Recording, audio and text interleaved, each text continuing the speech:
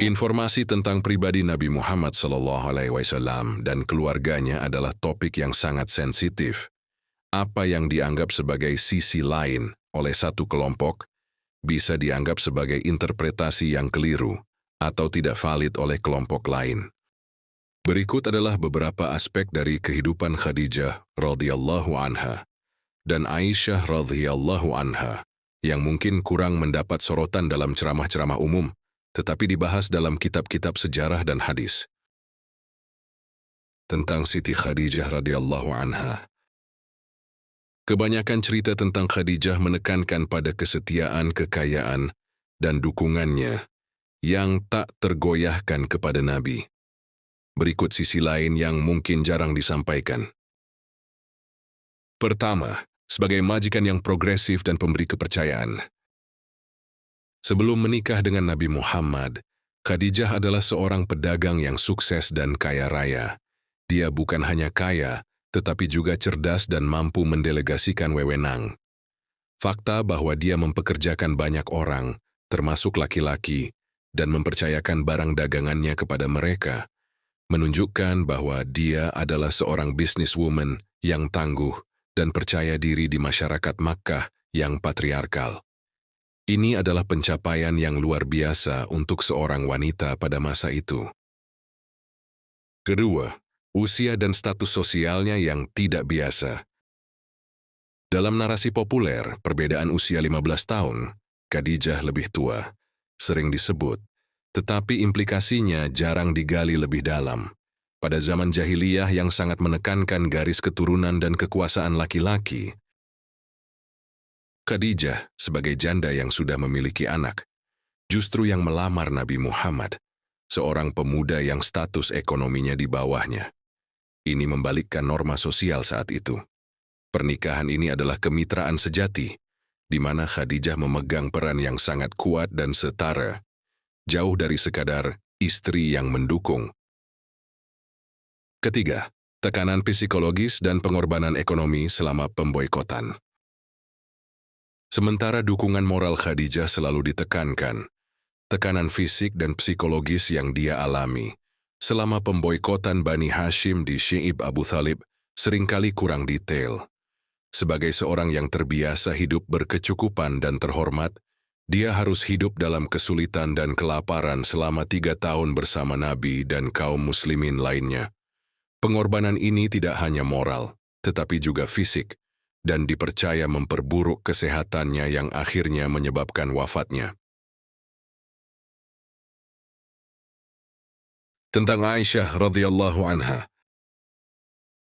Aisyah sering digambarkan sebagai istri Nabi yang cerdas dan dicintai, serta periwayat hadis yang ulung. Berikut beberapa sisi lain yang kompleks dan sering menjadi bahan diskusi. 1. Usia pernikahan yang menjadi perdebatan historis. Ini adalah topik yang paling sering diperdebatkan. Sumber sarah Islam tradisional, seperti hadis Bukhari, menyatakan Aisyah dinikahi pada usia 6 tahun dan mulai berumah tangga pada usia 9 tahun. Namun, banyak sejarawan modern, baik Muslim maupun non-Muslim, yang mempertanyakan hal ini dengan argumen, bukti kronologis, jika umur Aisyah dihitung berdasarkan umur saudara perempuannya, Asma, beberapa kalkulasi menunjukkan dia lebih tua dari yang tercatat. Konteks sejarah. Beberapa sarjana berargumen bahwa narasi usia muda ini mungkin muncul lebih kemudian untuk menekankan kesucian dan keperawanan Aisyah. Pandangan modern. Topik ini sensitif karena bertentangan dengan norma etika global modern. Banyak Muslim liberal yang cenderung menerima interpretasi usia yang lebih tua, sementara Muslim tradisionalis memegang teguh riwayat hadis dengan penjelasan bahwa norma di abad ke-7 berbeda dengan sekarang. 2.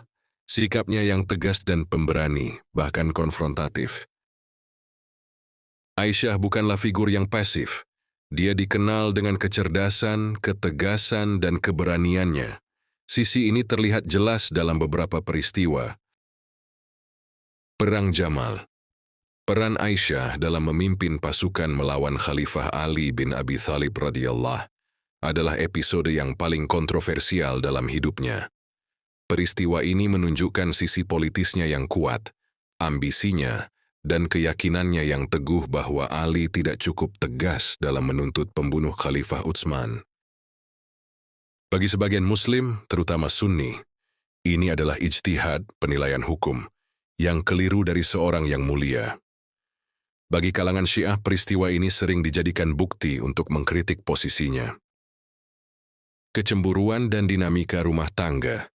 Dalam banyak hadis, Aisyah digambarkan mudah cemburu kepada istri-istri Nabi yang lain, sementara sering diceritakan dengan nada manis. Ini sebenarnya menunjukkan karakternya yang kuat, vokal, dan tidak segan menunjukkan perasaannya, bahkan kepada Nabi sekalipun.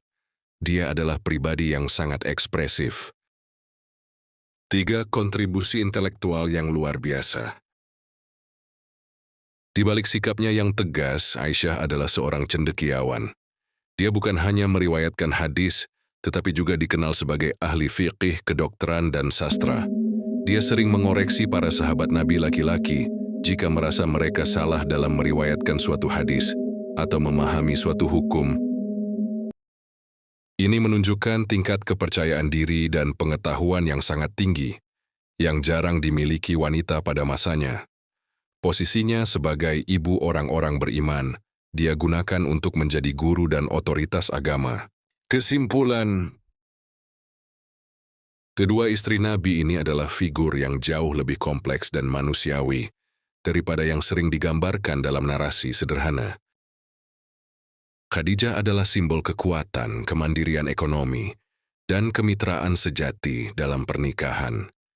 Aisyah adalah simbol kecerdasan, keberanian politik, dan kontribusi intelektual, meskipun dengan segala kompleksitas dan kontroversi yang menyertainya. Memahami sisi-sisi yang kurang umum ini justru membuat kita lebih menghargai peran mereka yang sangat penting dalam membentuk sejarah Islam awal. Mereka bukanlah figur pendiam di belakang layar, tetapi aktor-aktor utama yang keputusan dan karakternya memiliki dampak yang abadi.